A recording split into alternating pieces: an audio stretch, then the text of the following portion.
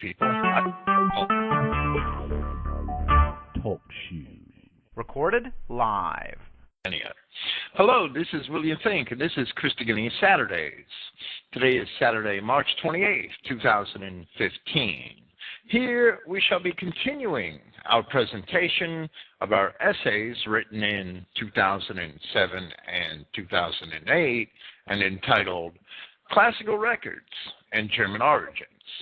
These essays are in 6 parts. This is number 2. In our first segment of these presentations, among other things, we sought to establish the fact that the people whom the Greeks had later called Scythians were called Cimmerians early on, because that is the Hellenized version of what the Assyrians had called them.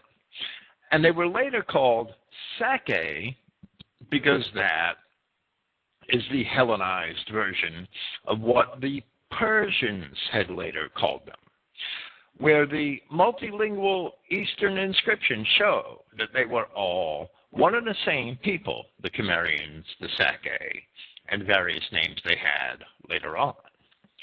This is important to recognize because the Cimmerians, or Cimmeroi in Greek, were called that in Greek because that is how the Greeks represented what we may say in English as Cymry. This name Cymry is a guttural representation of the word spelled Humri, actually Hu-um-ri,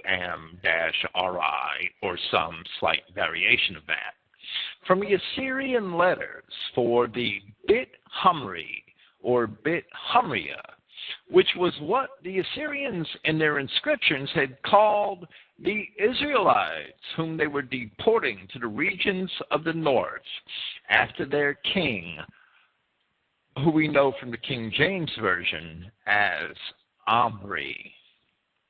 In Assyrian inscriptions, as early as the reign of Shalmaneser II, I almost said 3, I'm sorry, who ruled Assyria from about 845 to 824 BC, we see references to Omri. One in particular, which is how we know that this is definitely the king that it refers to, where the Israelite king Jehu is called Jehu, son of Omri. The name Omri in Assyrian, in that inscription being the same word, Humri. We see that in ancient Near Eastern texts relating to the Old Testament, published at Princeton University Press in 1969 on page 280. Of course, Jehu, as a successor to King Omri, was the 4th king from Omri, ascending to the throne in Samaria perhaps 33 years after Omri had died. In the meantime, we had Ahab and 2 of his sons as kings. Omri clearly left an impression upon the Assyrians of his time, for them too, from the time of Omri forward, called the Israelite kingdom after him the house of Omri, or the Bit Cymry. Jehu, or Jehu, was not even a son of Omri in the patriarchal sense, but had rather established a new dynasty of his own after extinguishing all the sons of Ahab, the son of Omri. Nevertheless, the name of Omri stuck to Israel so far as the Assyrians were concerned. In a later inscription of the Assyrian king Adad Nirari III, who ruled Assyria from about 811 down to 683 BC, we read of his dominions to the east as far as the great sea of the rising sun. And then we read of his dominions to the west, from the banks of the Euphrates, the country of the Hittites, Amuru country in its full extent, which was the land of the Amorites, Tyre, Sidon, Israel, Edom, Palestine as far as the shore of the great sea of the setting sun, meaning the Mediterranean, of course. I made them submit all to my feet, imposing upon them tribute. That's from Ancient Near Eastern Texts, page 281. Where the translation has Israel, it is pointed out by the editors that the original text has Humri. Throughout the many surviving inscriptions of Shalmaneser II, Adad Nirari III, Tiglath-Pileser III, whom we know from the Bible, Sargon II, who we know from the Bible, the rulers of Assyria all the way down to 705 BC. Throughout all of their inscriptions, the Israelites being taken into captivity, which the Bible and those inscriptions both record in the days of Tiglath-Pileser, Sargon II, and Sennacherib, were identified as the Bit Humria. It is noted in the academic notes attached to the inscriptions that Bit Humria refers to the land of Omri, which was the Assyrian name for ancient Israel, taken from the name of the king. In conjunction with this, as we established last week, dating Homer is important because the first mentions of the Chimeroi are in Homer's writing in the West. And we established that Homer did not write until several decades after, perhaps 5 or 6 decades after the Assyrian relocation of the Israelites. Tracing the route of the Cimmerians in the 7th century BC, it is easy to see that the Israelites, by the name which the Assyrians called them, must have indeed been those very Cimmerians. Before proceeding with part 2 of our presentation, there are a few things left to clarify concerning the Cimmerians. And for that, we will quote a couple of paragraphs which were written for our presentation of Hosea chapters 1 and 2, given here on January 27th, 2012. Although I will add some additional comments, I'm basically quoting my Hosea presentation. Many Israelite identity commentators, especially in British Israel, point out how fitting it is that the name of the whore that Hosea chose to marry was named Gomer. And they assume that the Saxons, who were descended from the Israelite Scythians, had likewise joined themselves to the Celts, who are said to have descended from the Cimmerians, whom Josephus mistakenly identified as descendants of the Japhethite Gomer, who is mentioned in Genesis chapter 10. The truth is a little more complex than that, and Josephus was wrong in his identification, which many in British Israel and among mainstream commentators and historians as well have since followed. The actual historical portions of Josephus are excellent. They are invaluable. However, where Josephus offers interpretations of the ancient scriptures from before the time of the Second Temple, he is following the traditions of the Pharisees, and many of them are not good. So many commentators assert, following the error of Josephus, that the Celts are sprung from Gomer because of the similarities in the consonants of the names Gomer and Chimeroi. And many of the so-called Celts did indeed descend from the Cimmerians. However, many others descended from the Phoenicians, who arrived in Western Europe long before the Cimmerians, perhaps 1,000 years before, in many circumstances.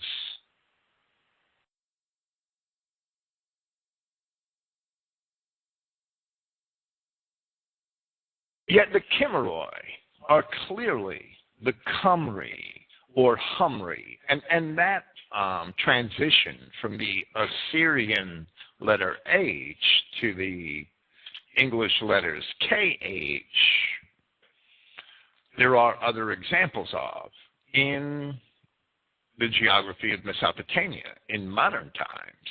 For instance, the river Hubur, spelled Hubur, when the name is transliterated from Assyrian into English, is on our modern maps called the river Kurpur, Kurpur.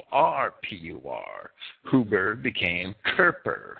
The letter H has a very guttural sound in Assyrian and often represented in other languages. It is a K or a KH. So it's not a big stretch from Humri to Qumri, because that's more like the Assyrians supposedly would have pronounced it. And we see that in the names in topography in Mesopotamia today, seeing how those names are spelled today and how they were spelled by the Assyrians in their inscriptions. So the Kimmeroi are clearly the Qumri of the Assyrian inscriptions, and not Gomer. There is no tribe which can be identified as Kimmeroi or Qumri in secular records at all until after the Assyrian deportations of the Israelites. And no Qumri existed before the deportations of the Israelites, except in Assyrian deportations, in Assyrian inscriptions relating to the house of Omri in Palestine. Even other Assyrian words, which are imagined by mainstream scholars to refer to the Cimmerians, and one of those words is a late word, Gemiri, which is said in many sources to mean only the tribes. Even those Assyrian words, that Assyrian word in particular, does not appear at all in any Assyrian inscription until the time of Esarhaddon, which is approximately 681 BC. That's when that word first appears in inscriptions. That's at least 40 years after, perhaps 50 years after the first deportations of Israelites to those regions where the Scythians and Cimmerians are later found. By that time, by the time of Esarhaddon, the name of Bit Humri, or the house of Omri, seems to have disappeared from those inscriptions because the nation of Israel in Palestine was already decimated and most of it carted away to Assyria. So there was no reason to mention the Bit Humri anymore. Later, on the Behistin rock, that word Gemiri in the Babylonian version stands for Sake in the Persian version. The Behistin rock also being a trilingual inscription. If there is a tribe identifiable by the Genesis 10 name of Gomer, then they are wanting in inscriptions for many centuries. To be fair, none of these tribes of Mesopotamia at the time of the Assyrians can be readily associated with the Japhethite Gomer, because for 22 centuries, as far as I've ever seen, there is no intermediary evidence which would support such an assertion that the tribe of Gomer had kept that name. Gomer is mentioned in Genesis chapter 10 and in Chronicles where the genealogies are repeated, but not at all again until we see him allied with Togarmah, Ashkenaz, and other tribes which are said to be confederated against the children of Israel in the last days, described in Ezekiel chapter 38. Therefore, we find the nations aligned against Israel in the last days and Gomer should be among them. And we know that they cannot be among the Saxons and Celts, who are biblical Israel. Yet, while Ezekiel identified these people as the Japhethite tribe of Gomer, that does not mean, because Ezekiel wrote the word as a part of prophecy, that does not mean that they were identified by that ancient name historically. Other Genesis 10 tribes were called by their Genesis 10 names in the days of the prophets, but those tribes themselves were not still using those names. A perfect example of that is Mitzrayim. Another example is Cush. Those people weren't using those names when the prophets were using them in the 6th and 7th centuries BC. The Egyptians were not known as Mitzrayim at that late period of history. Historically, they were known as Egyptians. They weren't known as Mitzrayim. Ancient identifications of Gomer with the Cimmerians are based only on the similarity of the names. However, identifications of the Humri or Cumri with the Cimmerians are based on not only the likeness of the name, but also the location of the people where they originated and the actual historical records of their exploits. In addition to this are the records of the Hebrew prophets such as Isaiah, who presaged those exploits. I'm going to read a short article from an unlikely source, the article concerning ancient Nineveh, which is found at Wikipedia. In Isaiah chapter 10, chapter 14, we see prophecies that the children of Israel are going to engage in the punishment by which Yahweh would punish Assyria. The Wikipedia article says, Nineveh is an ancient Mesopotamian city on the eastern bank of the Tigris River and capital of the Neo-Assyrian Empire. It was the largest city in the world for some 50 years until, after a bitter period of civil war in Assyria itself, it was sacked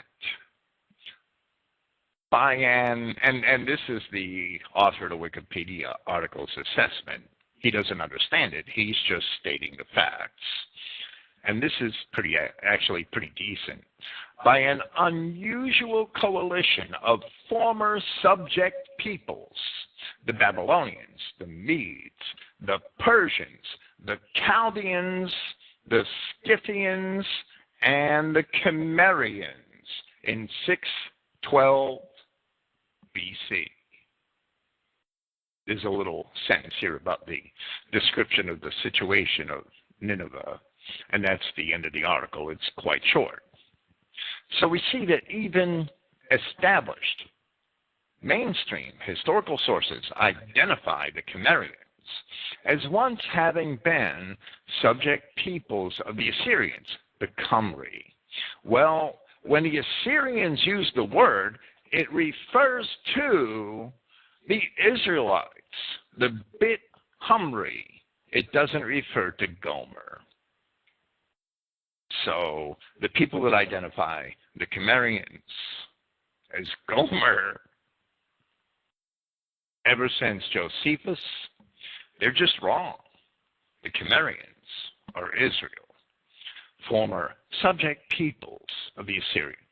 Wikipedia, the Wikipedia article, they're telling the truth in this instance, but they don't even understand the consequences of what they're saying. They're identifying the Cimmerians as the Cumri, as Israel. We also see that at least some of the Cimmerians remained in Mesopotamia until the fall of Nineveh in 612 BC. This is found in the inscriptions. The Cimmerians are certainly the Cumri, who may or may not have been identified as Gemiri in the later time of Esarhaddon and Sennacherib. If Gemiri is simply from a word which means the tribes, that's fine. But the Cimmerians of the Cumri because the word Gemiri doesn't appear in inscriptions until the time of Esar Haddon. But the Greeks, by that time, already know the invasions of the Cymri or the Chimeroi into Lydia and Ionia, and they already are familiar with the name by that time. So Chimeroi must come from Cymri, I would argue, and not from the word Gemiri, which came along later on. E. Raymond Capp, in his Assyrian deportations writings, he came up with valid linguistic articles, arguments, I should say, as to why the Chimeroi were not the Gemiri, why the name Cimmerians was not cognate to the word Gemiri, and they were fine, but I won't repeat them here. I don't need to. With this, we will commence with the second part of our original series of essays, Classical Records and German Origins, Part 2. With this, we shall continue our presentation on the Cimmerians, where we must also by necessity discuss the Galatae and the Scythians. And we assert that all three names belong to the same people at diverse times. In preparation for writing his histories, Herodotus had traveled widely, actually visiting many of the places which he wrote about. He visited Egypt. He visited Tyre. He visited the Danube River, Istria. One of the places that he visited was Istria, a Malaysian colony on the Danube River, which bordered upon the Scythians, as Diodorus Siculus explains in Book 19 of his Library of History, where Herodotus undoubtedly gained much of his knowledge of the Scythians and of the Ister, which is the ancient Greek name for the Danube, and the region through which the river runs.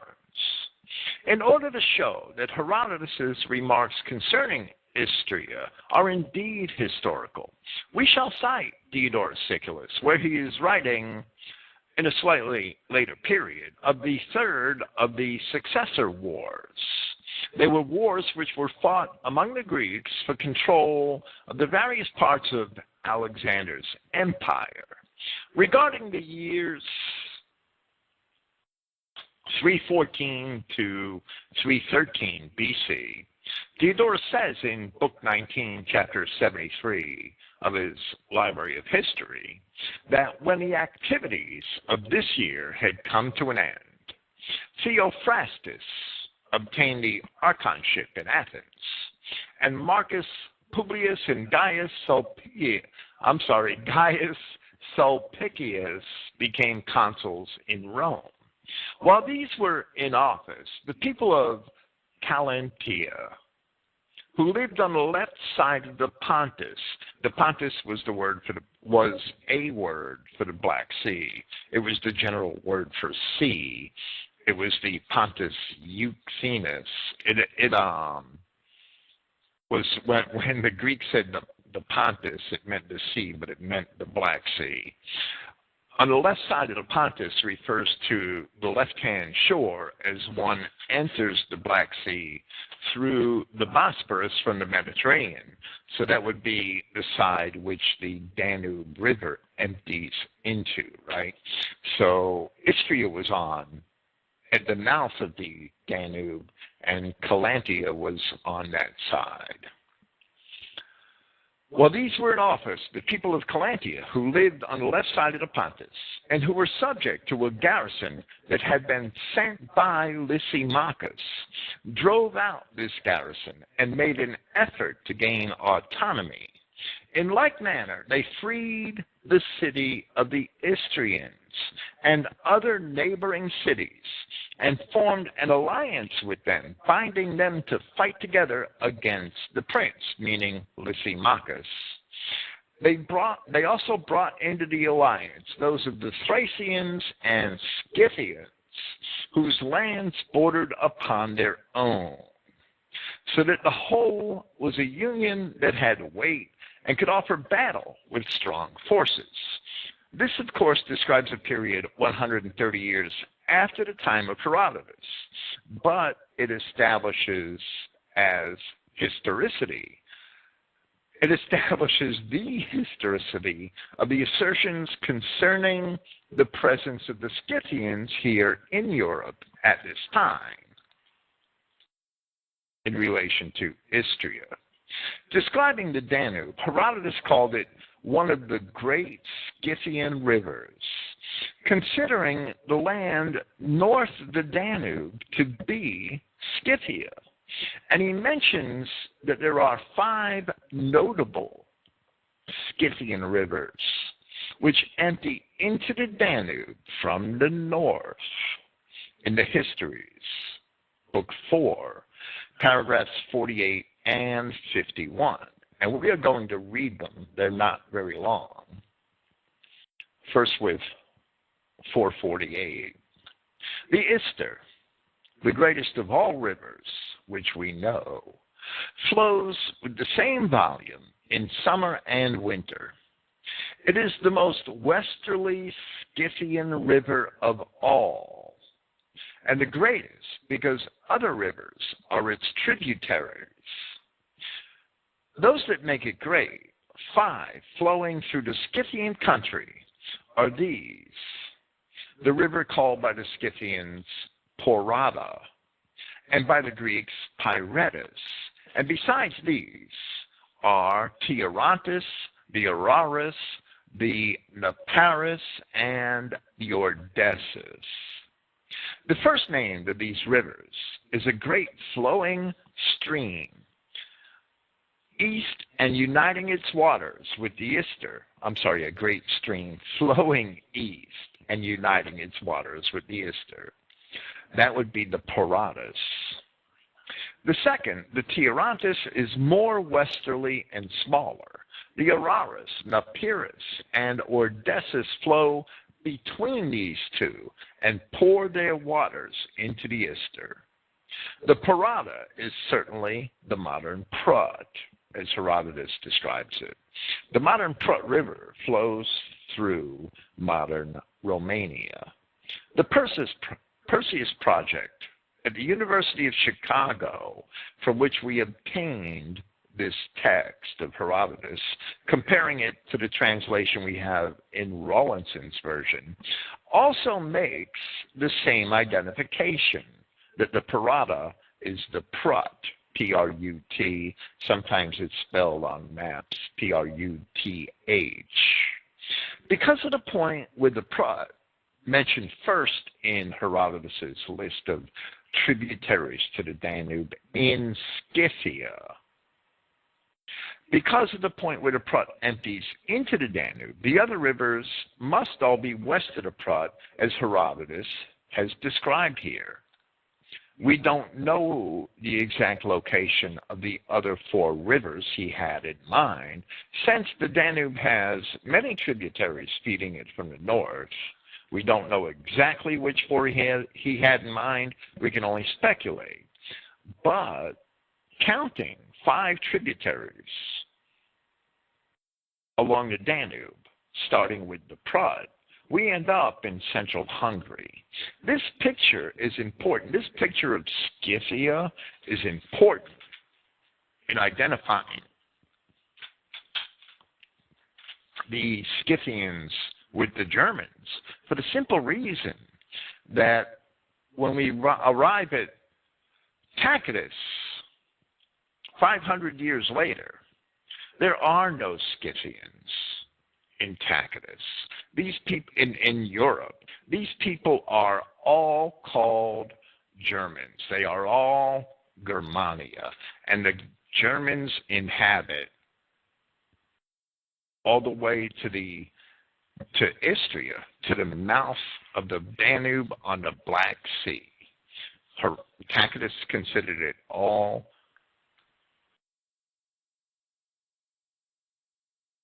Germania. From Herodotus's The Histories, Book 4, paragraph 51, one of the rivers of the Scythians then is the Ister. The next is the Tiris, which comes from the north. This is not a tributary of the Danube. That's why it's described separately.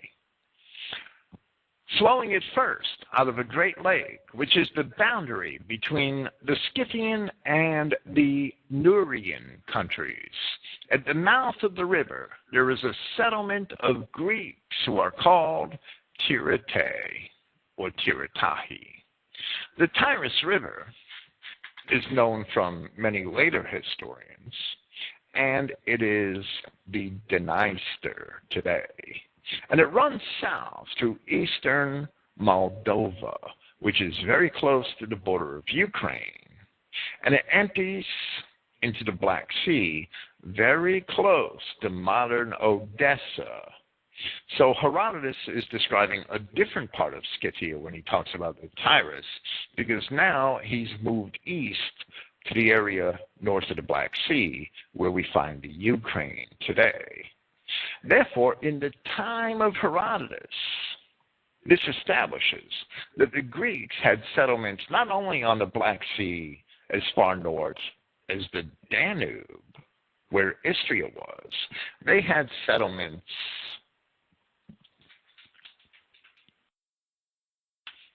on the Black Sea, as far north as Odessa. The historian spoke of the land north of the Danube, which was later known to the Romans as Germania, in this manner. As regards the region lying north of this country, which is a reference to Thrace, no one can say with any certainty what men inhabited. Now, Thrace, the border of Thrace was the Danube, generally speaking. It appears that you no sooner cross the Ister, the Danube, than you enter on an interminable wilderness.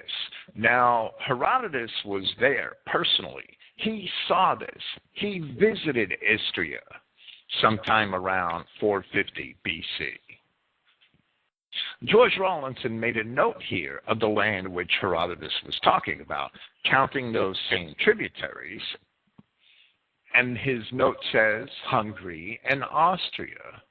Now, Hungary and Austria, of course, are later names of political divisions of the land which the Greeks had known as Galatia, or the land of the Galatae later, and the Romans knew as Germania. Hungary and Austria are what are being referred to here. We will establish the certainty of this later throughout these essays. Back to Herodotus,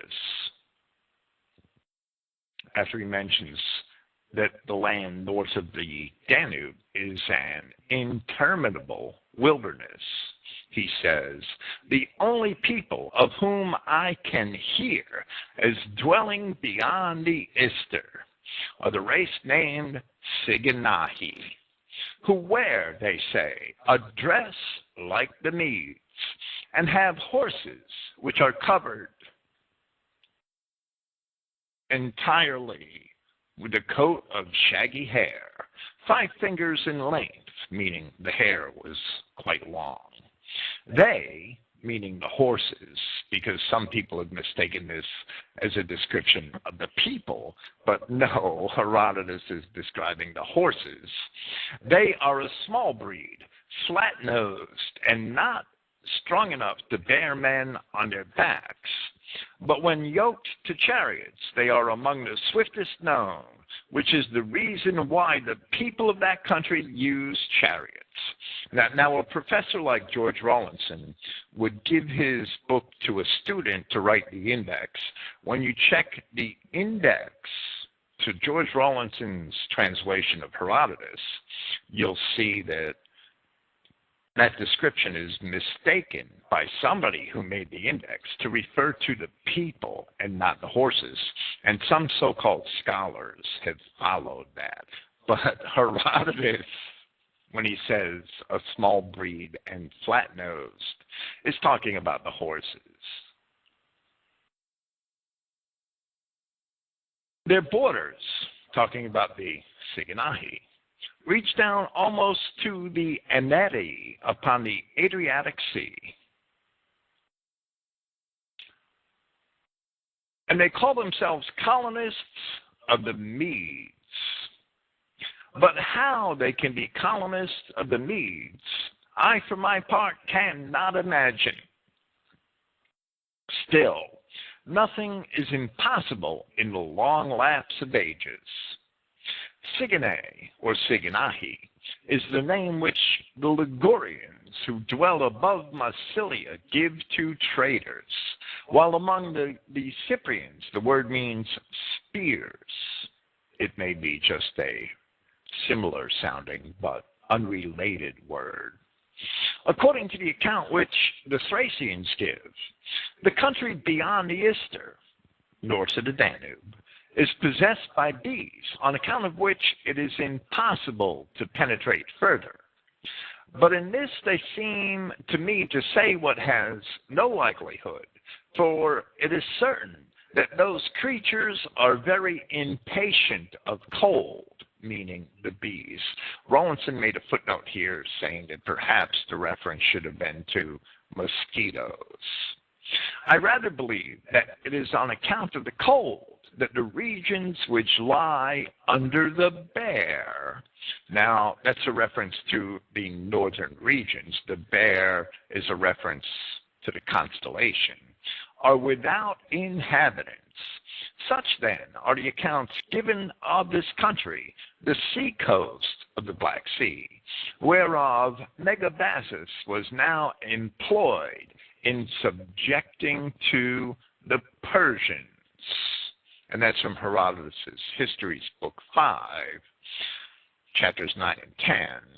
And he's writing of a time a little before his own, a little before the Persian invasion of Greece. And that's where he is in his narrative of his history before he describes Istria, which was from his own observation and his own visit there. But the Persians did circle the Black Sea from the Caucasus Mountains and conquer the Scythians and subject the Thracians who lived north of Greece. And they did that as before their invasion of Greece. They did that in order to cut off the Greek supply of wood for shipping, which was very important to Greece. There were in some classical writings mythical people called Hyperboreans, a word which comes from the Greek phrase which Herodotus uses here, meaning under the bear, or the constellation of stars, better known today from the Latin term Ursa Major, is also in Ursa Minor, which was in the northern sky. The word Boreas in Greek meant north. We shall address the so-called Hyperboreans at length in a later segment, in two later segments of this series, actually. Later in the series, we shall see that Strabo independently describes, because he's not citing Herodotus, a people named the Sigini who dwelt near the Caspian Sea. That word is very, very familiar to the word Herodotus. It's very, very similar, to the word Herodotus uses here, Siginahi.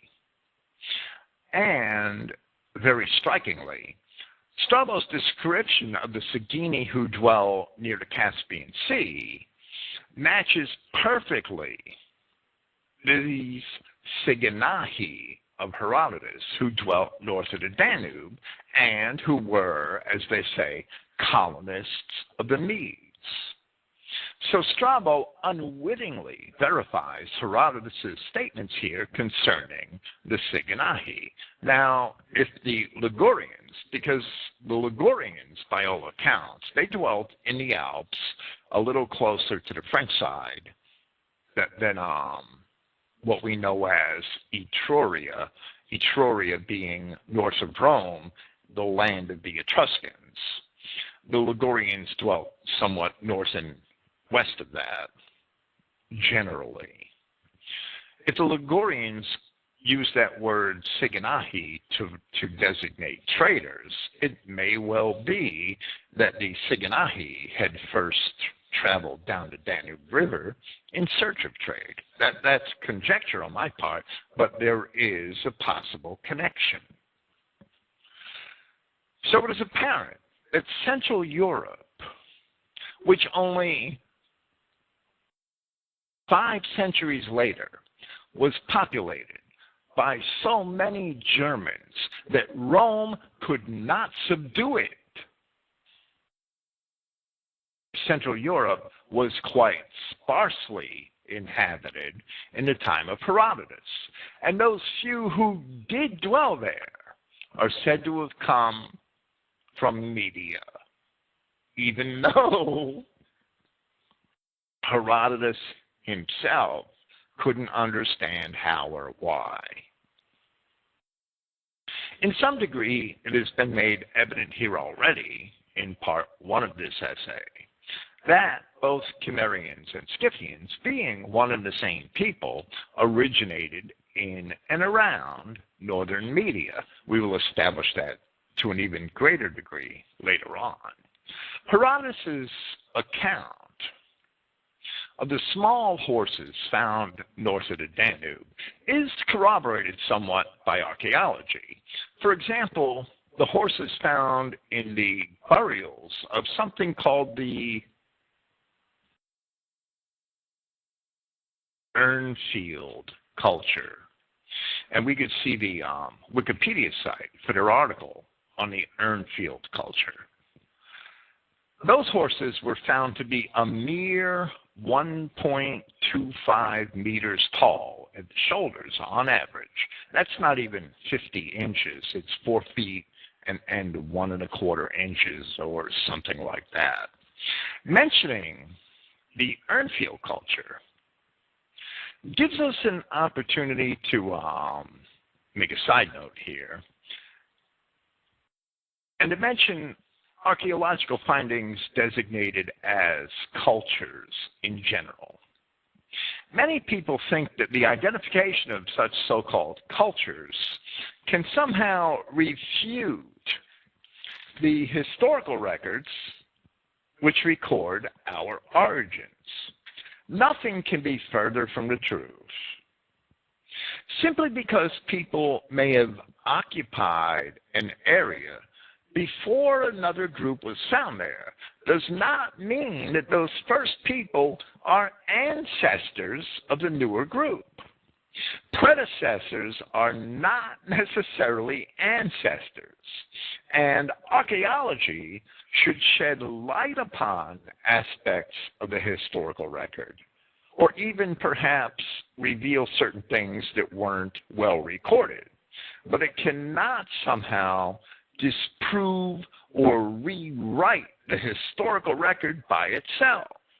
Archaeology cannot do that. We should not attempt to use archaeology to do that because we are abusing archaeology in that attempt. Many so-called cultures identified by archaeologists have only a few relics.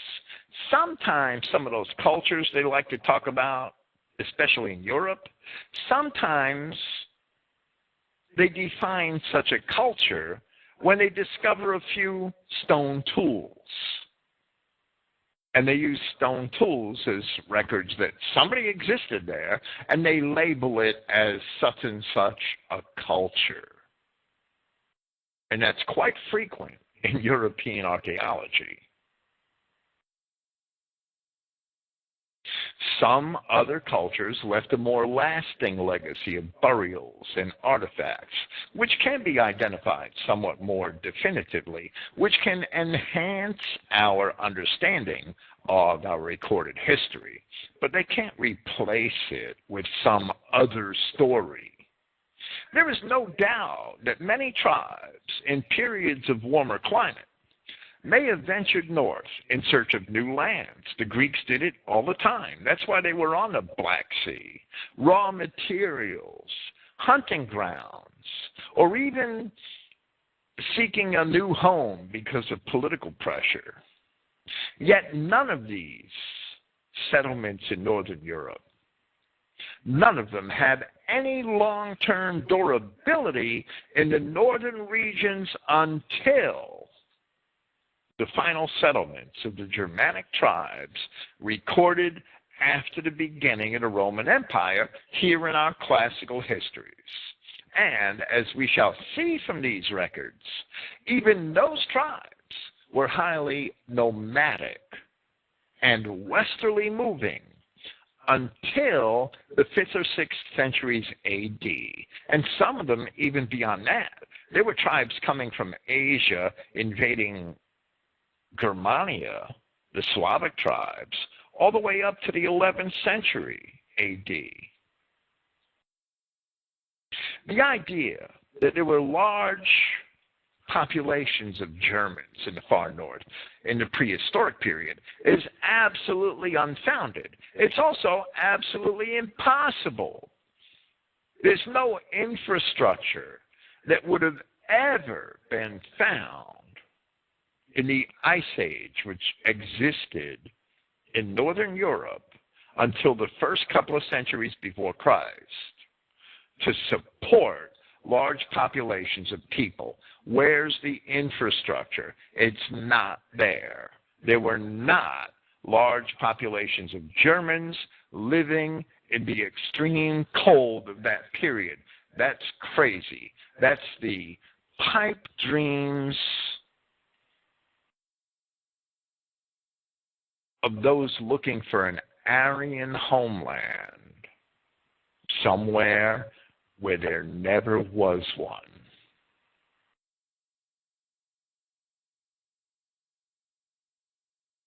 The idea that there were large populations of Germans in the far north in the prehistoric period is absolutely unfounded. In the northwest, where we find the British Isles and those areas warmed by the ocean currents, settlement began by sea from the Mediterranean at a much earlier time, and they were able to settle the coastlands of northwest Europe to a great extent because of the warmer weather created by the ocean currents. But Central Europe was generally inhospitable and barren of any large populations, as the earliest Greek and Roman writers have described. There may have been larger settlements there at diverse times, but nothing which can be shown to have endured for greater periods of time. And the tribes of people known to dwell there in modern times are shown by these historical records to be relatively recent inhabitants. What also ascertains the relatively recent settlement of Central Europe is simply common sense. As this series progresses, we shall see even further evidence that the Greeks and Romans knew of the North. They were exploring and settling it, but met no opposition there. When those Malaysians founded their colonies, their cities along the Danube that are described in the classical histories, when the Greeks founded their cities along the coasts of the Black Sea, they didn't fight wars to make those colonies. They moved into empty territory. You're going to tell me there were hordes of Germans in the north who weren't hanging out at the seashore? Come on. Look at Panama City. Look at the shores of Australia. Where does everybody live? Everybody lives on the seashore. Look at southern France. Look at the Jersey Shore.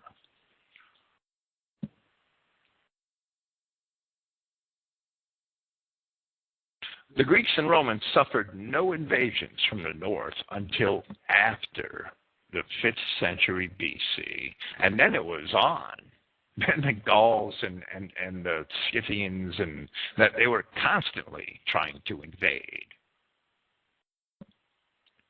It would seem foolish that the Germanic people, who have advanced beyond all others in the sciences in recent centuries, would sit on their asses in the cold of the north for so many thousands of years, without somewhat sooner thinking of coming south out of the cold. In truth, they were not there. But as the historical records attest, they migrated into Europe from the Near East, from Mesopotamia, in waves, beginning with the Cimmerians in the early 7th century BC, or about 240 years before Herodotus was writing. In the New Encyclopedia Britannica, 15th edition, in volume 3 of the Micropedia, there is an article entitled Cimmerian, which follows many of the mistakes which Herodotus and others also follow concerning the origin of the Cimmerians, by insisting that they should be distinguished from the Scythians. And the article states, and that was Herodotus' biggest mistake concerning the Cimmerians, where we've shown from ancient Assyrian inscriptions that the Scythians, the Sacae, the Cimmerians were all one and the same people, without a doubt. The article states that ancient writers sometimes confuse them with the Scythians. Well, the article's making the same mistake. Yet it has been shown here that the Cimmerians were indeed the Scythians by their Akkadian, by their Assyrian name. The article ends by stating of certain archaeological remains that perhaps the western branch of the Cimmerians, who, under fresh Scythian pressure, eventually invaded the Hungarian plain and survived there until about 500 BC. While it is true that, as the article also relates, the Cimmerians are no longer mentioned in contemporary historical accounts of the Greeks after they departed from Anatolia, this is more likely due to confusion over names rather than to their disappearance. And later Greek historians did indeed relate certain Germanic tribes and equate them with the Cimmerians, which we shall see. But there was a 400-year period where the Cimmerians were more or less lost. After the time of Herodotus, the name ceased to exist. The people were called Scythians, Galatae. It's the failure of the Encyclopedia Britannica writers to recognize that. We will continue to demonstrate that here. So this is likely due to confusion over names and ignorance over names, rather than to the disappearance of the Cimmerians. The Cimmerians did not disappear on the Hungarian plains. The period from 600 to 500 BC is the era generally proposed by archaeologists for the beginning of the spread of the so-called Celtic Latin culture throughout Western Europe. Some sources place that spread even later, and the Encyclopedia Britannica says that Latin culture originated in the mid-5th century BC when Celts came into contact with Greek and Etruscan influences from south of the Alps. Well, 450 BC is also only a few short years before the spread of the Galatae into the Ligurian and Etruscan lands of the Alps and northern Italy, as Livy, in his History of Rome, and other historians describe them. Sometime after Herodotus, by the time of Aristotle, about a century later, as attested to by the lexicographers of the 9th edition of the Liddell and Scott Greek-English lexicon, the word Galatae began to be used. Herodotus never used it. Aristotle is the first recorded use of it.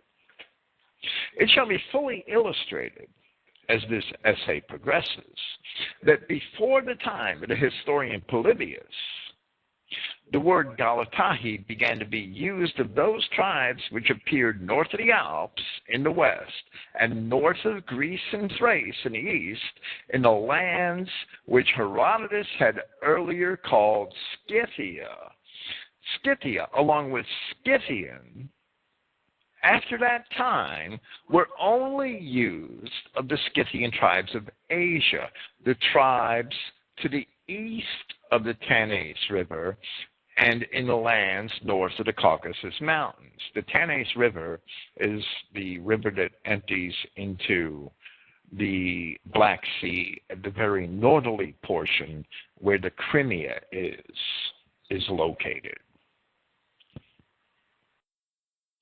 Yet the origin of the word Galatae, even though it appears in Greek literature in the 4th century BC at the time of Aristotle, the origin of the word Galatae has not, so far as I have seen, and I've read Polybius and all the earlier writers who used it, but it's not been sufficiently explained by the Greeks where they got the word from.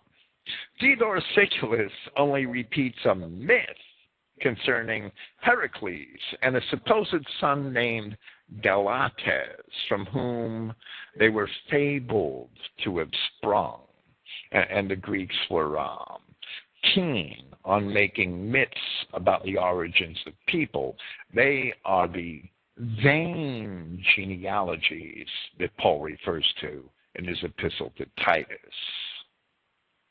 It may be conjectured that the Scythians of the north, since they were previously called by the Greeks galactophagi, meaning milk-fed, and hippomalgi. Hippomalgi means mare milkers or drinkers of horse milk. Since the Scythians were called those names by the Greeks, it's possible, and it's my belief, but I can't prove it, of course, that the name Galatae eventually evolved for these people because of the word gala, which is the Greek word for milk. The Latin word rendered Gaul in English is actually Galli in Latin, and may have come to them from the Greek, from Gala and Galatae. Yet, perhaps coincidentally, the word Gallus is Latin for bucket, and we need one of those to get us some milk, right? That might be just a coincidence. After informing us of the distinction between Celts and Galatae, which we went into and quoted at length in part 1 of this essay, Diodorus Siculus tells us of the Galatae that some men say that it was they who in ancient times overran all Asia and were called Cimmerians. When Diodorus Siculus says some men say, that's because his library of history was actually a compilation, his own compilation, from all of the hundreds of historical writings that were available to him at his time, most of which are actually lost to us now. There are hundreds of historians of antiquity whose work did not survive to us. Some men say that it was they, the Galatahi, who in ancient times overran all Asia and were called Cimmerians, time having slightly corrupted the word into the name of Cimbrians, as they are now called. And there was a tribe of Galatahi in Germany at Diodorus' time called the Cimbrians, by the Romans especially. And Diodorus goes on to relate how tribes of these Galatahi once captured Rome, as Livy and others also relate had happened about 390 BC, actually maybe a couple of years before, maybe 393, and how they later plundered the Temple of Delphi in Greece in 279 BC. Afterward, certain tribes of them invading Anatolia were defeated by King Attalus I of Pergamus, and negotiated to settle the land which became known as Galatia in Anatolia. These in modern Turkey, right? That's cognate with or equivalent to Anatolia, I should say. These Galatians became mixed with the Greeks, and so were called Greco-Gauls. That's especially true of the cities in southern Galatia. And it is these Galatians for whom Paul wrote his epistle. Diodorus then adds of the Galatahi, and who, as their last accomplishment, had destroyed many large Roman armies, referring to the Roman wars with the Cimbri. In the Loeb Classical Library edition of Diodorus Siculus, translated by C.H. Oldfather, a footnote at that very passage reads, this is Library of History, Book 5, Chapter 32, paragraphs 4 and 5. A footnote reads, much has been written to show that the Germanic tribe of the Cimbrians, who threatened Italy shortly before 100 BC, were belated Cimmerians, who first entered Asia Minor in the 7th century BC. The Cimbri, after several astounding victories, were defeated by the Romans about 101 BC. Strabo also tells us that they were the Cimmerians, and he later calls them Germans, who with another kindred tribe, the Sugambri, were the best known of the Germanic tribes. Strabo, Geography, Book 7, Chapter 2. As the Germanic, meaning Galatahi, Cimmerian, Scythian, as the Germanic tribes grew and divided, and as the Greeks and Romans became more intimately knowledgeable of them, they were referred to less generally and by more specific tribal names. And that's natural. I mean, you could never visit Canada, let's say, and all of the people in Canada are Canadians. And then you visit Canada and spend some time there and become acquainted with the people and realize that there's a huge difference between the French in Montreal and the English in Ontario or whatever. And you start using more specific names for them because you're more familiar with them. It's the same thing in America. You go to New Jersey and find loud-ass Yankees, and go to Tennessee and find nice, peaceful rednecks. I'm just kind of joking. But once you're more intimately familiar with people, and as they grow and branch out and cover a greater geographical area, the names become more specialized. So earlier in Greek and Roman writing, they were Scythians, they were Sake, but as their populations grew north of the Danube, as they became a much more formidable people, as more Sake and Cimmerians came from Asia, they acquired more specialized names. That's just the natural progression of things.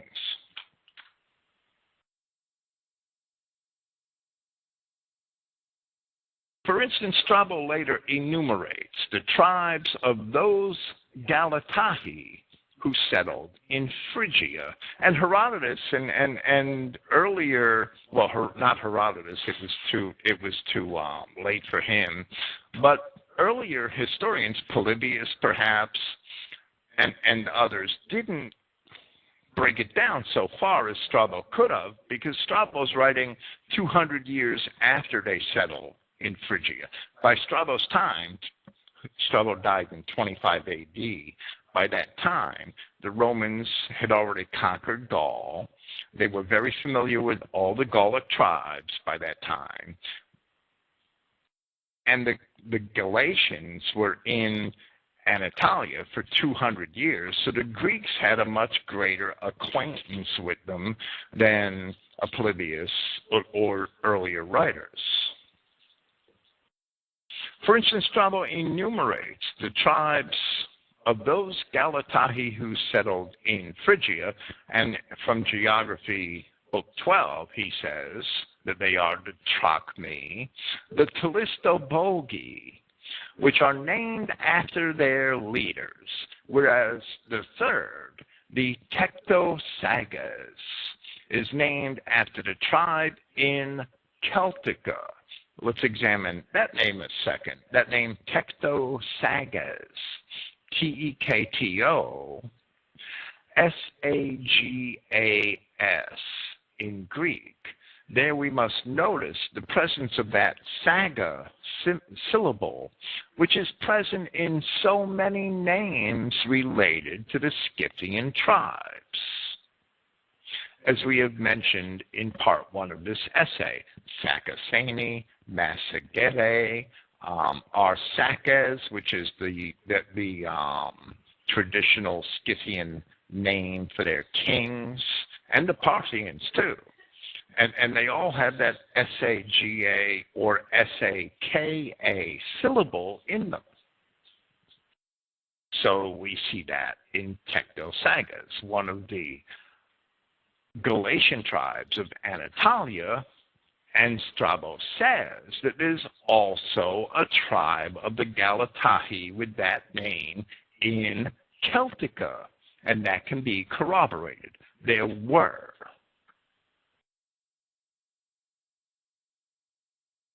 The Tectosagas had also occupied a district near the Pyrenees Mountains and are said to be a division of the Volcae. Perhaps that comes from the simple word for folk. Of the Trachmi, Strabo says that this tribe settled near Pontus and Cappadocia in Anatolia and was the most powerful of the parts occupied by the Galatians.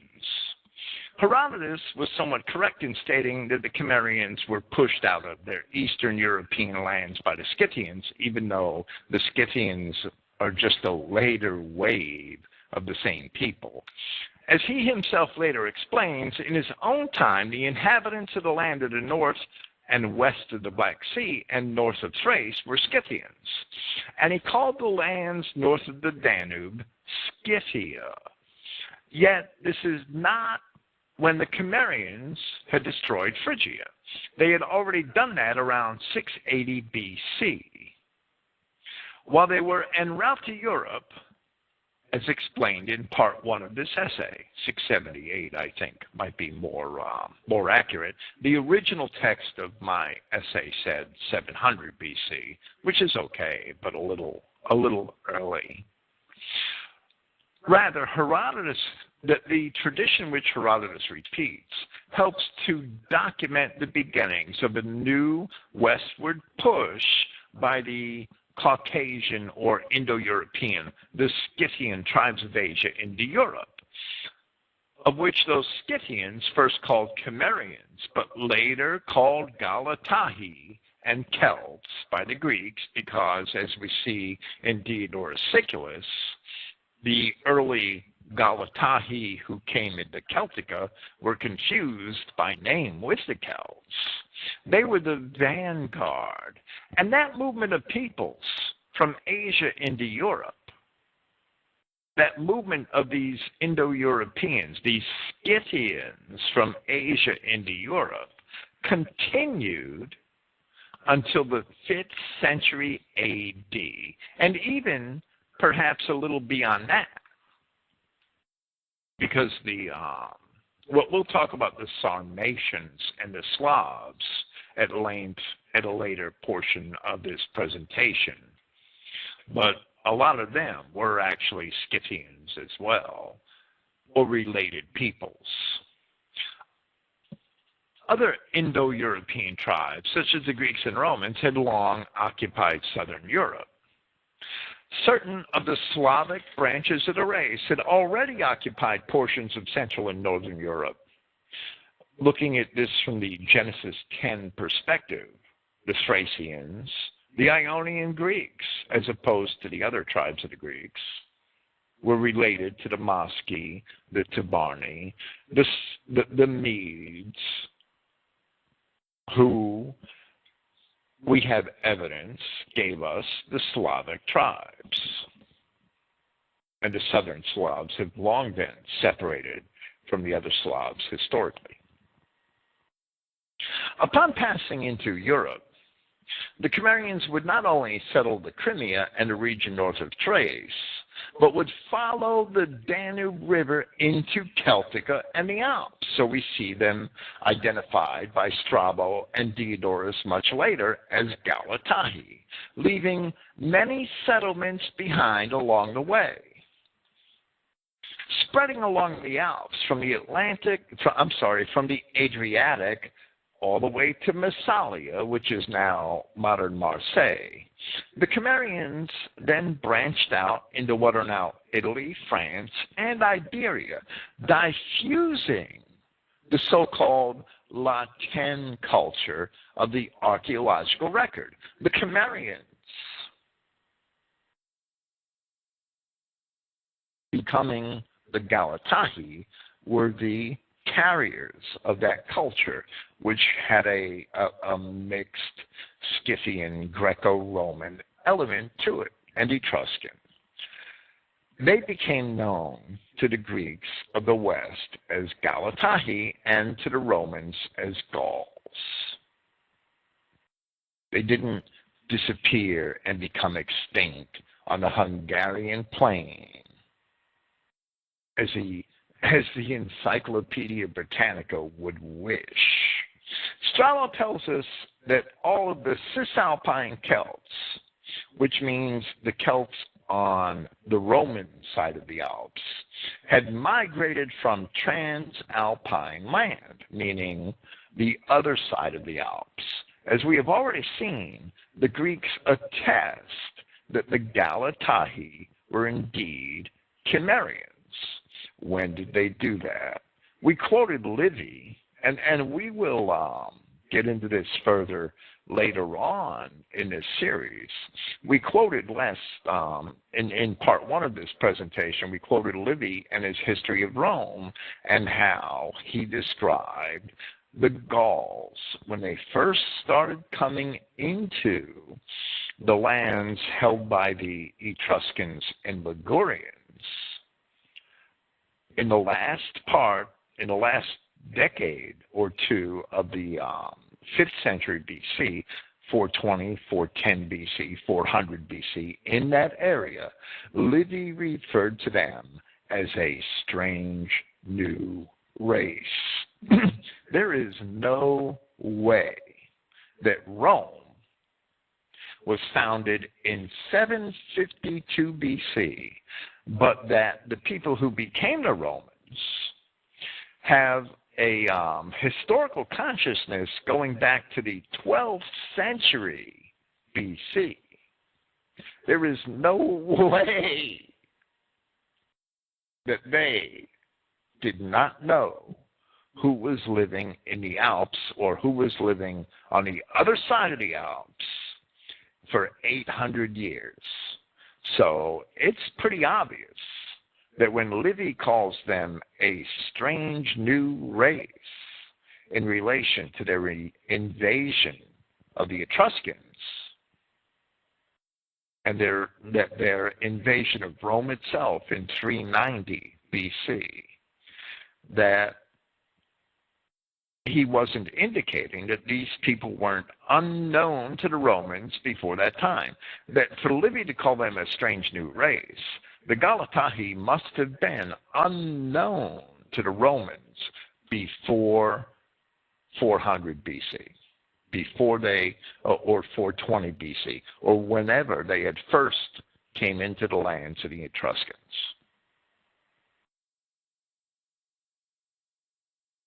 It should not be a wonder that the Cimmerians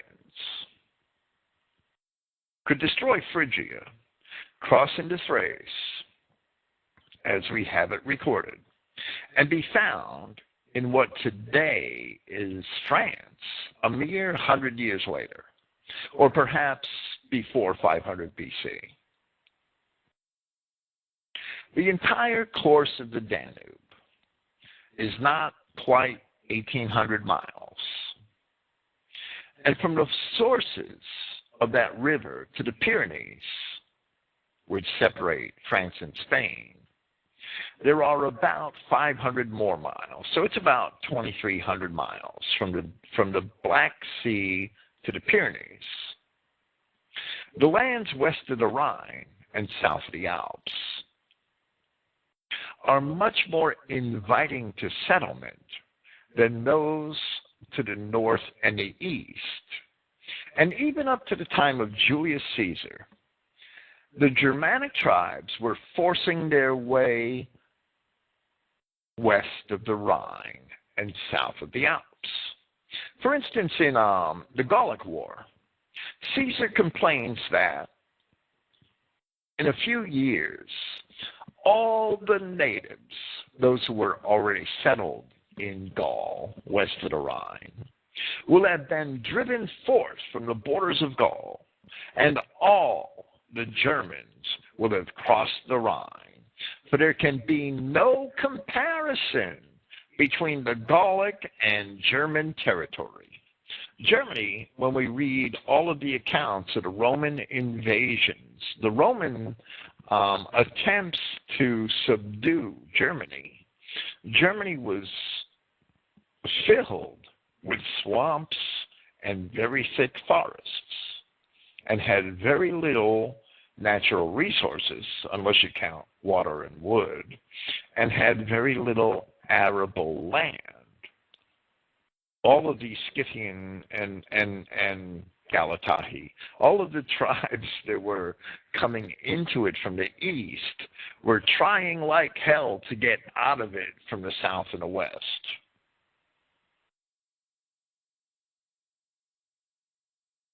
And bearing in mind in Julius Caesar's quote that the distinction between Gaul and German is a late Roman distinction because the Gauls were the same people, the Galatae. Strabo said of the Germans and the Galatae, which he distinguishes, although he tells us that the Germans are Galatae in geography in Book 7, Chapter 1.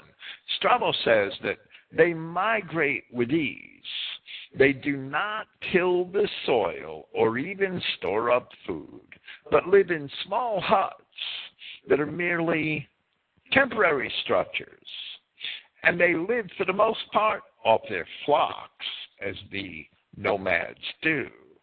So that, in imitation of the nomads, they load their household belongings onto their wagons, and with their beasts turn whithersoever they think best.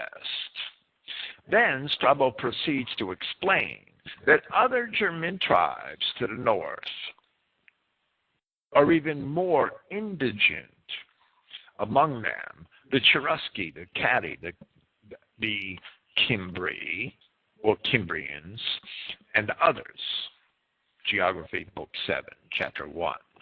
This description of the Germanic tribes is much like that of Herodotus's, where Herodotus describes their Scythian forebears in his Histories, Book 1, paragraph 216, and in Book 4, paragraph 46.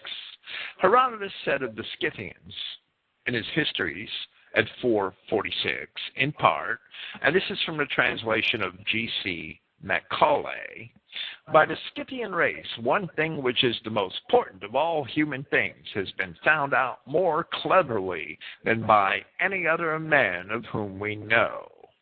But in other respects I have no great admiration for them. And that most important thing which they have discovered is such that none can escape again who has come to attack them.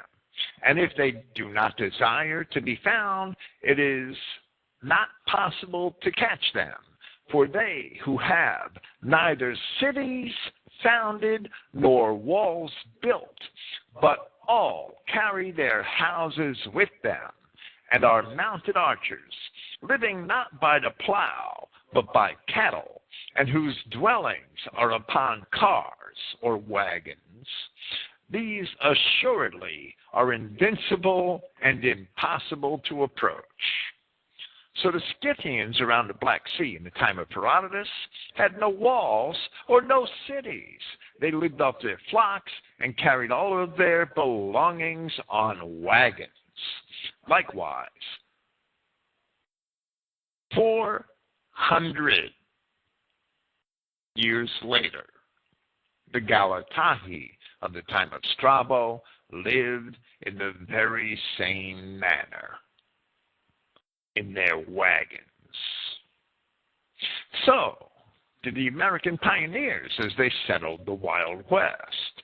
The distance from Boston to San Francisco by modern highway is very nearly 3,000 miles. That's much farther than the distance from the Black Sea to the Pyrenees Mountains.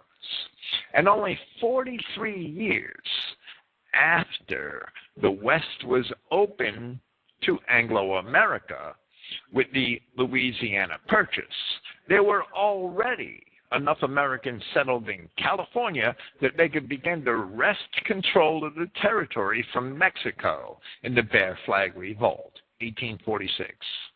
So if Americans in wagons can cross the country in 43 years and settle most of the interior, then the Scythians can cross, or the Cimmerians can cross the Bosporus and be in France in 100 years, the same way. The American pioneers of the West had at least as much resistance from the hostile Indian tribes than anything the Cimmerians faced in land that was mostly vacant. And the American pioneers had no great technological advantage. With the exception of the black powder rifle, their technology was pretty much the same as the Cimmerians, their ancestors.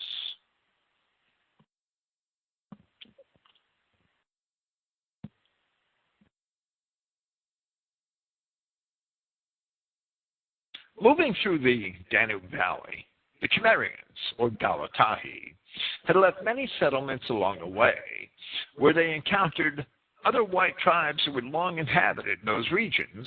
Those settlements are recorded. Foremost among these were the Thracians, the Illyrians, the Malaysians. They already had many colonies on the Danube and on the shores of the Black Sea. Other Greeks who were living in those regions. And then in the Alps, the Etruscans, the Ligurians, and other tribes, such as the Rhaetians, whom Livy attests were descended from the Etruscans. So the Romans and the Greeks, they didn't just sit in their southern coastlands. They were exploring and colonizing the lands north of them without opposition, without any records of troubles, until the Germanic tribes show up in the 5th century, 4th century BC. Then they had all kinds of trouble. The Phrygians in Anatolia were themselves a colony of the Thracians, according to Strabo and other ancient writers. They are the Gepethi branch of the white Adamic race, which we can roughly identify with the Slavs today. The Illyrians were apparently of the stock of the Trojans, and Strabo tells us that in his time there was still a tribe of the Illyrians called Dardans, the name by which Homer called the Trojans. 500 years after Strabo, the great emperor Justinian is said to have been an Illyrian from that same tribe of the Dardans. So they were known in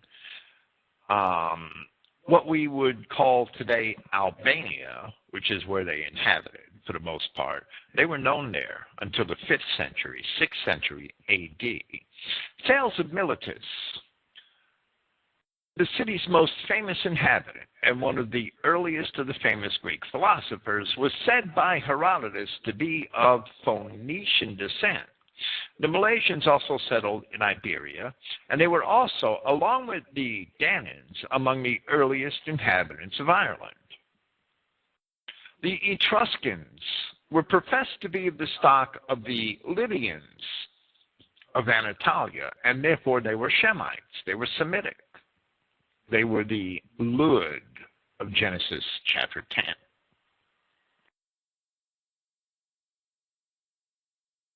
These tribes that were first in the Danube region, they are responsible for the earlier tumulus culture, the Urnfield culture, the Hallstatt culture, or at least its early stages, and other so-called archaeological cultures, Kyllene, Lusatian, which are identified by archaeologists, the Vistula River cultures, the Pyrenean culture, what is now Hungary and Slovakia. These same areas were said to have been inhabited by Greeks, Etruscans, Rhaetians, who came from the Etruscans, Ligurians. These people are all identifiable in history. They're all traceable back to the tribes of Genesis chapter 10. So there were forebears in lands later held. There were predecessors, I should say, in lands later considered to be Germanic. But they weren't our ancestors. The tumulus culture is almost certainly identifiable with the Phrygians and the Thracians. The Phrygians of Anatolia left behind numerous such tumulus burials. And as we said in our first presentation of the series, the Thracians were Europe's original mound builders, without a doubt. The Hebrew Bible puts the Thracians in Europe, Genesis chapter 10, at least as early as 2500 BC, along with the Ionians and the Cartesians.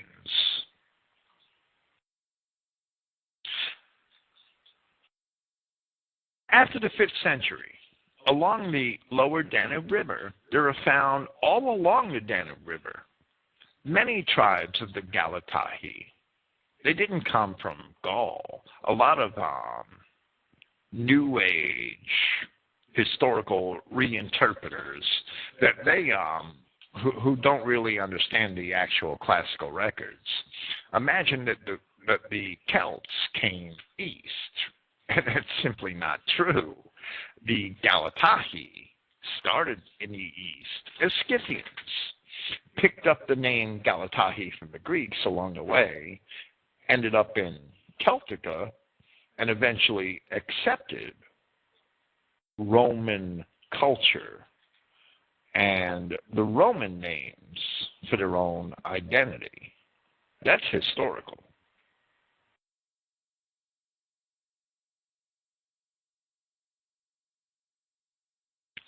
Strabo mentions both the Illyrian and Thracian tribes and all the tribes of the Celtic or other peoples that are mingled with these as far as Greece, which are south of the Ister.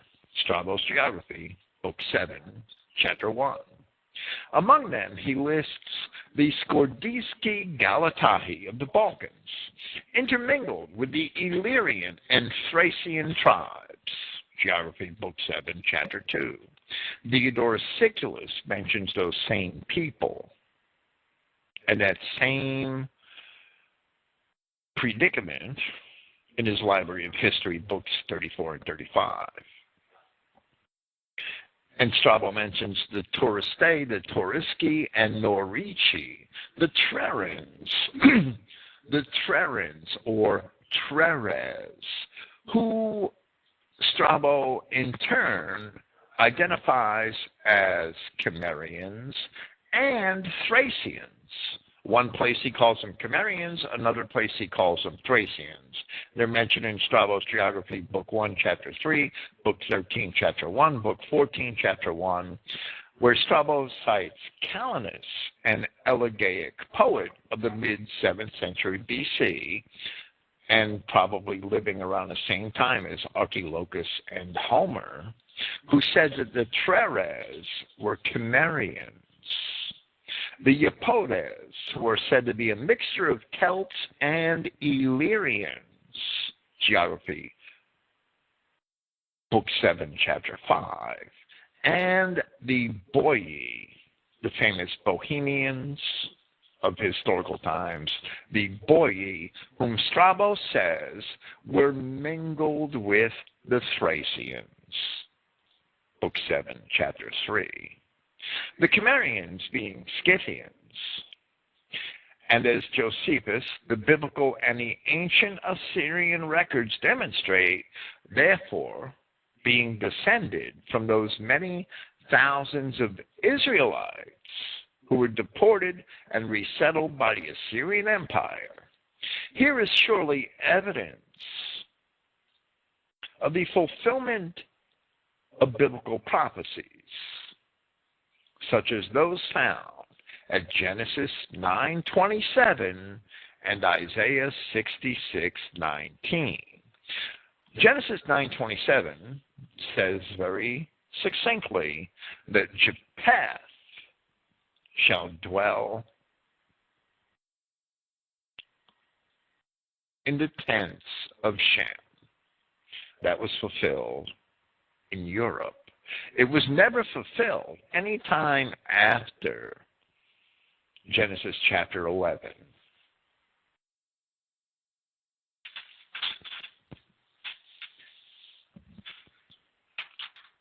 It was only fulfilled from the time that the tribes of Israelites came to Europe, where they had Japhethite predecessors. Isaiah 66:19 is a prophecy about the Assyrian captives, the ancient Israelites that the Assyrians took captive.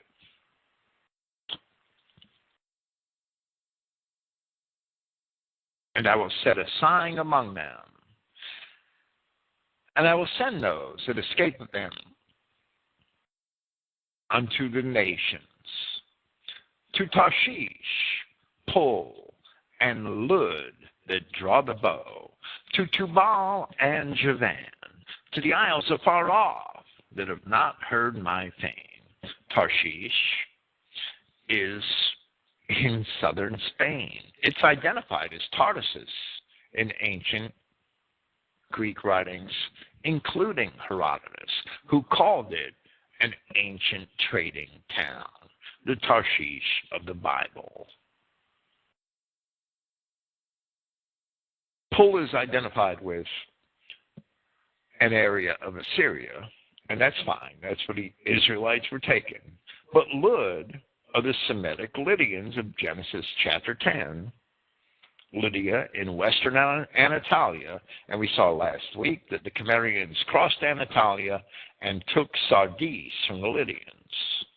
Yahweh said he would send the captives to Lydia. through Tubal and Javan. Well, Tubal was identified through the prophets, through the words of other prophets, Jeremiah, Ezekiel, to be a land on the Black Sea at the time of those prophets. And that's where the Cimmerians and Scythians went. And Javan are the Ionian Greeks in all ancient records. There's no doubt of the connection between Javan and the Ionians. And that's the Cimmerians and the Scythians and the Galatae, within just a couple of hundred years, all invaded Ionia. And they all stretched themselves. Lydia is in Anatolia, but the Etruscans are also Lydians, and the Galatae poured into the land of Etruria. And they went all the way through Celtica, through France, into Iberia, where they were called Celts and Galatae. In all the ancient accounts of Iberia and the wars of the Romans with the Iberians, there were Celts there, and there were Galatae there. The Carthaginians were using Celts and Galatae from Iberia as mercenaries in their wars against the Romans.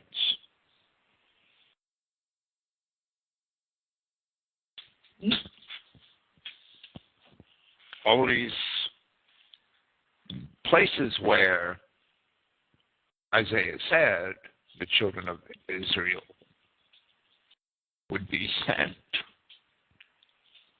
the Galatae and the Scythians appear within 200 years. Within 200 years.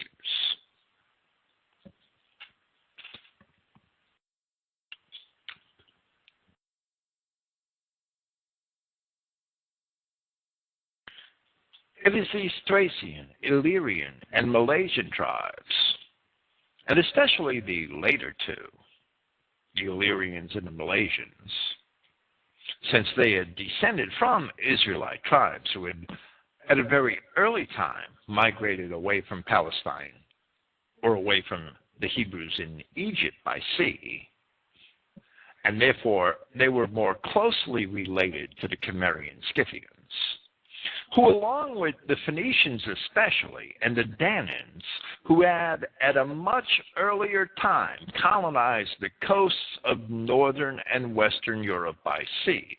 It is those people who are often identified as proto-Celts by archaeologists and anthropologists. And together with the Cimmerian, Scythian, Galatae, and even later Scythians, Saccans, who migrated from Asia into Europe, they eventually formed all the white nations of Europe as we know them today. And substantiation for those assertions are all throughout the historical essays at Christogenea. Long after the initial dispersion of the Cimmerians, Galatae are found raiding the countries to the south, from their homes in Germanic lands of the north of the Danube. And those raids lasted well into the 2nd century BC. From 279 to 276 BC, the Galatae destroyed a Macedonian army, raided Macedonia, sacked Delphi. From just before this time until about 210 BC, the Galatae ruled all of Thrace. All of Thrace had come to be dominated by the Galatae.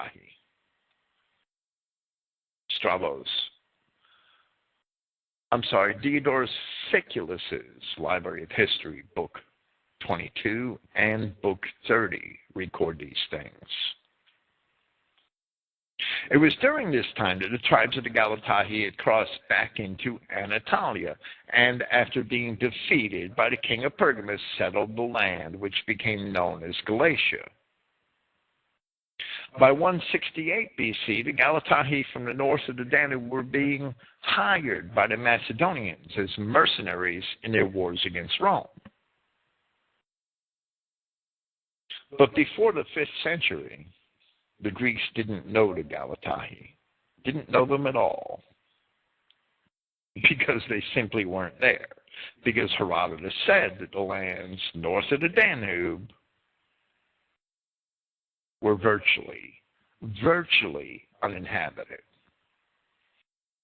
The Cimbri, in their later wars against the Romans, fought with them at Noraia, which is the modern Newmarket in Austria, and at Arausio, which is the modern Orange in Gaul. And the Cimbri, by Diodorus Siculus and by Strabo, are described as being giant-like in appearance and unexcelled in feats of strength. And they were said to number, by Diodorus Siculus, 400,000 at one battle against the Romans, although Plutarch, in his record of that battle, says 300,000. That's still a pretty considerable sum in a land, and we're talking about the 2nd century BC, in a land that was uninhabited, virtually uninhabited, 250 years before that time, maybe 300. The footnotes to these passages in the Loeb Classical Library editions are what I am citing here from Diodorus Siculus's books 34, 35, 36, and 37. The eventual establishment of Roman frontiers along the Rhine and the Danube, which didn't happen until after the time of Julius Caesar, checked the encroachment of the Germanic tribes upon the more fruitful lands of the south and the west for several centuries.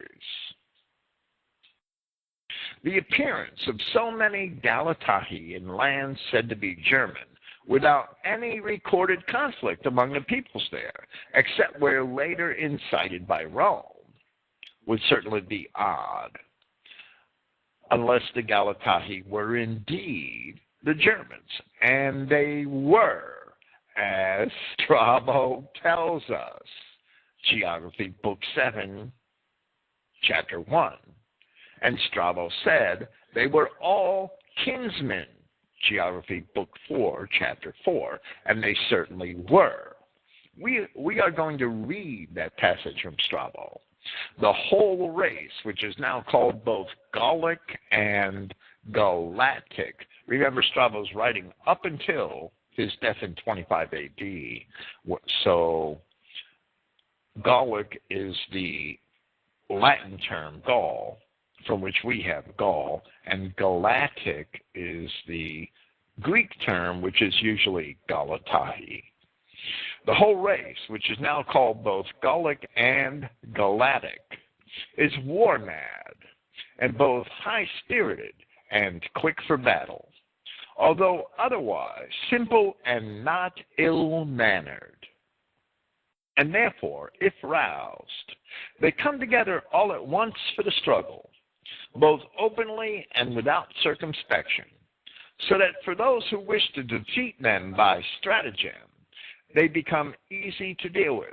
In fact, irritate them when, where, or by what chance pretext you please, and you have them ready to risk their lives, with nothing to help them in the struggle but might and daring. Whereas, if coaxed, they so easily yield to considerations of utility that they lay hold not only of training in general, but of language studies as well. As for their might, it arises partly from their large physique and partly from their numbers. And on account of their trait of simplicity and straightforwardness, they easily come together in great numbers because they always share in the vexation of those of their neighbors whom they think wronged. At the present time, they are all at peace, since they have been enslaved and are living in accordance with the commands of the Romans who captured them. But it is from the early times that I am taking this account of them, and also from the customs that hold fast to this day among the Germans. For these peoples are not only similar in respect to their nature and their governments, but they are also kinsmen to one another. And further, they live in country that has a common boundary, since it is divided by the River Rhine, and most of its regions are similar, though Germany is more to the north. If the southern regions be judged with reference to the southern, and also the northern with reference to the northern, but it is also on account of this trait that their migration easily takes place. For they move in droves, army and all, or rather they make off, households and all, whenever they are cast out by others stronger than themselves. Again, the Romans conquered these people much more easily than they did the Iberians. In fact, the Romans began earlier and stopped later, carrying on war with the Iberians, but in the meantime defeated all these. I mean, all the peoples who live between the Rhine and the Pyrenees Mountains. That was considered Celtica. It's modern France and a good portion of Western Germany, along with Belgium, Holland, the Low Countries. For since the former were wont to fall upon their opponents all at once and in great numbers, they were defeated all at once, but later would meaning the Iberians, who took longer to defeat, but later would husband their resources and divide their struggles, carrying on war in the manner of brigands, different men at different times and in separate divisions. Now, although they are all fighters by nature, they are better as cavalry than as infantry. And the best cavalry force the Romans have comes from these people, meaning the Iberians.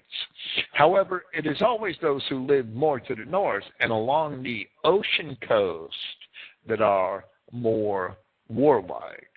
So, speaking of the Galatae in Germany, east of the Rhine, and in Celtica, west of the Rhine, Strabo says they are all kinsmen to one another. They are all related. And we will see much further evidence of that as this series unfolds. Throughout the Germania, the Roman historian Tacitus attempts to distinguish Germans from Gauls based upon language and lifestyle. Yet these differences may easily be accounted for by other reasons. In the rugged north, unfriendly to agriculture, tribes would by necessity adopt a lifestyle quite different than that of the tribes which inhabit the more arable, more temperate areas in the west and south of Europe. So you can't separate peoples based on lifestyle. Their lifestyle is an adjustment to their conditions and their environment.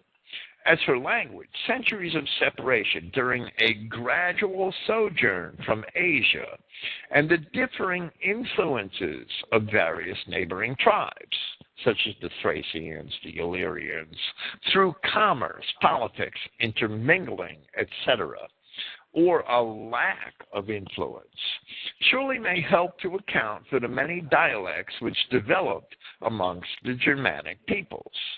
This may also account for differences in religious beliefs found among these tribes, although their most basic beliefs seem to have been at least somewhat consistent.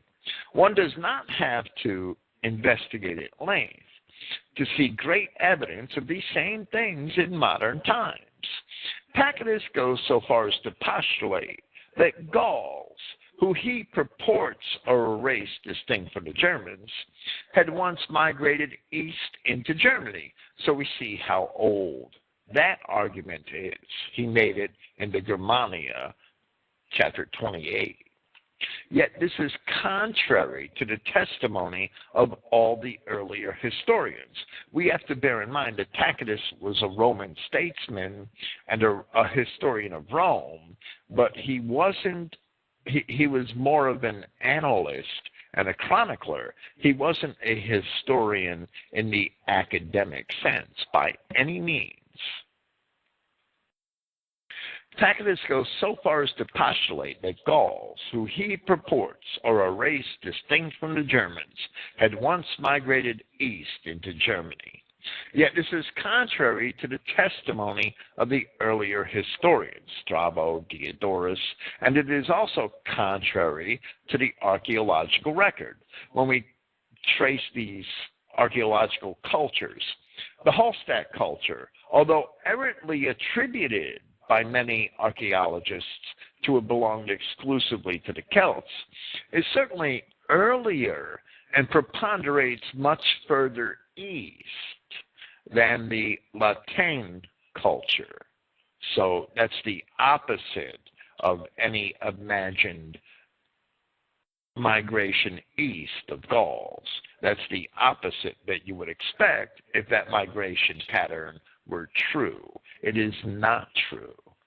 Surely the testimonies of the earlier historians are correct, and the Galatae, the people formerly known as Cimmerians of the east and later also as Celts in the west, spread all through Europe as far as modern Portugal, yet were later divided into Gauls and Germans by the Romans and their conquests. The next parts of this essay shall discuss later post-Cimmerian waves of the Scythians into Europe, going back again to the 6th century BC. Thank you for listening. Praise Yahweh, the God of Israel. And good night. Tomorrow afternoon, 2 p.m. New York time, Sven Longshanks and Christogenea Europe.